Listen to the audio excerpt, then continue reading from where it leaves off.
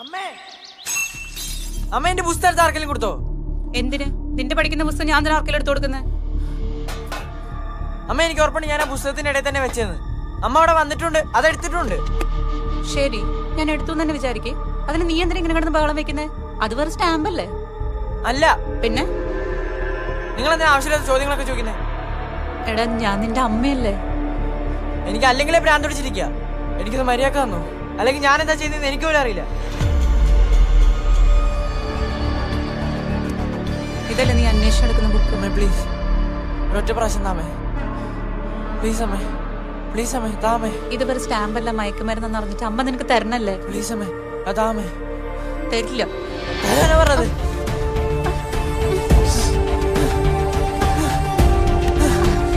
തരില്ല എന്ന് പറഞ്ഞില്ലേ?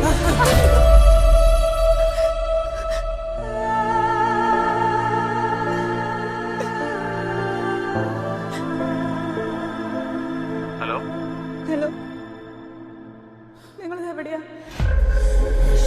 ഒന്ന് പെട്ടെന്ന് വരുമോ?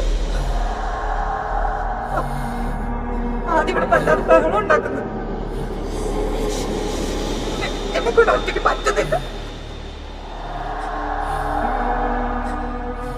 നിങ്ങളൊന്ന് പെട്ടെന്ന് വരും, എനിക്ക് പേടിയാവും. വിഷമിക്കാതെ, ഞാനിത് എത്തി.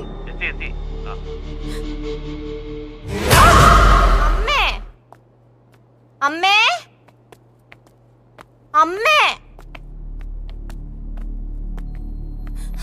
അമ്മേ അച്ഛാ.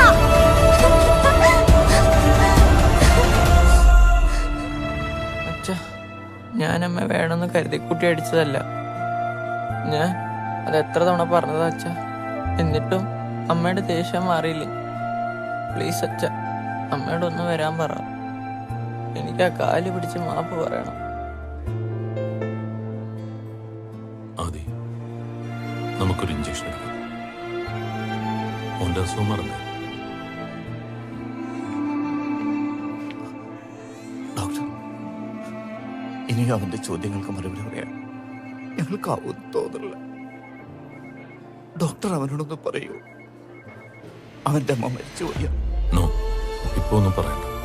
അവൻ റിക്കവറായി വരുന്നല്ലേ ഉള്ളൂ. സാവധാനം സമയം പോലെ പറഞ്ഞു മനസ്സിലാക്കി മതി കേട്ടോ. അച്ഛാ, അമ്മ ഇനി വന്നില്ലല്ലേ? ആദി, നീ ഇതൊന്ന് വായിക്കടാ.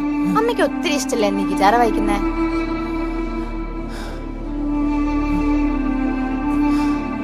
വായിക്കട.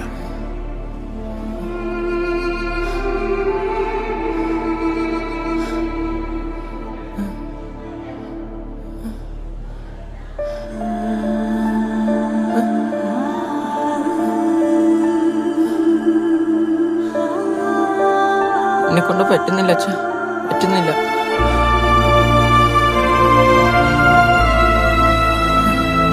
എന്നെ കൊണ്ട് പറ്റുന്നില്ല ചേച്ചി, പറ്റുന്നില്ല.